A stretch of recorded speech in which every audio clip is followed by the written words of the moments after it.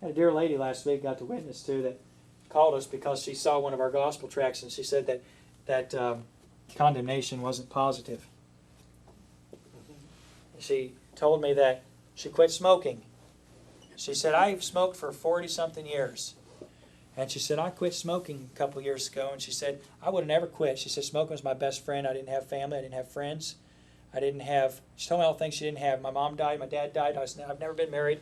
My brother was never married. He died. I'm all alone. My only friend's a cigarette. Now, I didn't do like some of you and say, boy, that's really bad. I thought, I can understand that. Yeah, okay. Yeah, if you got enough, and a cigarette can be a pretty good thing. And she said, my friend got emphysema, and she couldn't breathe anymore, and so she was going to die, and so she had a choice of quitting smoking or dying, and she decided she'd quit smoking, but she didn't want to do it alone, so she asked me if I'd quit with her. She said, just to be a friend to my friend. I said, well, I'll go with you. I'll go with you to classes, but I'm not going to commit to smoking. Yeah, to quitting. Yeah, I'm not going to commit to quitting because smoking's my friend. I mean, it killed my mom and my dad and my brother, but you know what? I don't have anyone, so it's okay if it kills me. By the way, this morning, I'm not... If you smoke this morning, God has an opinion about it, but He cares more about your soul. You need to get saved. Quitting smoking is not going to fix your life.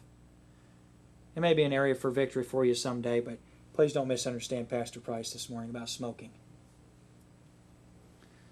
So this dear lady, she said, I went to my friend, or my friend went to me. I went to the class, and she said I was really surprised they didn't talk about how it turns your hair yellow, or turns your teeth yellow, or how it kills you, or gives you cancer. They didn't talk about anything negative. She said, I really responded to that. She said, that day I went to a jewelry store, and I saw something in the jewelry store, and it was really nice. It was a diamond, and it was something special. And I just made a deal. I made a bargain. I told God and I told myself. She wasn't saved, but she told, who she thinks is God. She said, I told myself, if you quit smoking in 6 months, that would pay for that piece of jewelry. And that'll be your reward for quitting smoking. She said, and I rewarded myself in a positive way. I said, I went to a place. She said, I just quit smoking. She said, that's like 2 years ago, and I haven't smoked since. And she said, that's really positive. She said, I respond well to positive messages. And I just asked the dear lady, and I heard the whole thing. And listen, folks, that's a valid, legitimate point, don't you think? Isn't it nice that she had a friend that got her to a place where she heard somebody that was nice about something that, was hurting her? I just asked her a question. I said, though, I think that the whole thing's negative. I said, if smoking's your friend, why'd you quit it? If it's the only thing you've got in the world, and it's not bad, why'd you quit it? I said, I think a whole program that says there's nothing bad about smoking and tries to get you to quit it is negative. If it's a positive program, it never says anything bad about smoking, it tries to get you to stop, why do you stop something that's good? I said, you quit a good thing. It was good for you. Why did you quit smoking? I didn't yell at her. I just asked her. When you preach and you yell, you embellish a little bit. And she went on and told me some more positive things, but I never answered that question. And I went back to it again a little bit later. I said, I still understand why you quit smoking. And she finally came back, and I said, let me tell you something. I think I know why you quit smoking. She said, why? I said, well, when I was a kid, I said, there used to be the Marlboro Man, and he was cool. I mean, he had a hat and tight jeans and a belt. That makes you cool if you're the Marlboro Man.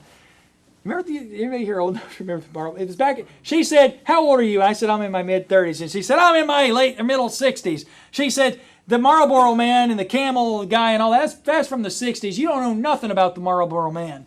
And she gave me a little speech about the Marlboro Man. I said, yeah, I guess you're right. But I said, I do remember back to before, they had back to when they had the posters, and they had Surgeon General's warning. Smoking causes cancer. Kills you. And that was that wasn't even qualified by it causes cancer in California. I mean, it just caused cancer. Straight up. I'm skeptical if it causes cancer in California, but if it causes cancer everywhere, might be an issue. The fact that her brother died and her mom and dad died from it was negative. I told her that. I said it was negative that smoking killed your mom and your dad and your brother. But I told her, I said, they don't even have those advertisements anymore because it's illegal to lie to people in that way. And you can think whatever you want to about advertising cigarettes. I'll be honest with you, it's just not I don't have a strong opinion about it. It's not something I'm going to live my life talking about. I've got the gospel to preach, and it's much more wonderful. Well, so it came down. I said to this dear lady, I said, you know what? I think you responded to a negative message in a positive way. And she said, yeah, you know what? You're right. I said, if they never told you the negative, you'd never understood the positive. You'd never got it. She said, yeah, that's right. And I told her, I said, you're a sinner. And I said, that's not positive, but it's true. And I said, sometimes truth is negative, but it's good. It keeps us from having major consequences. Christian, that's true for you.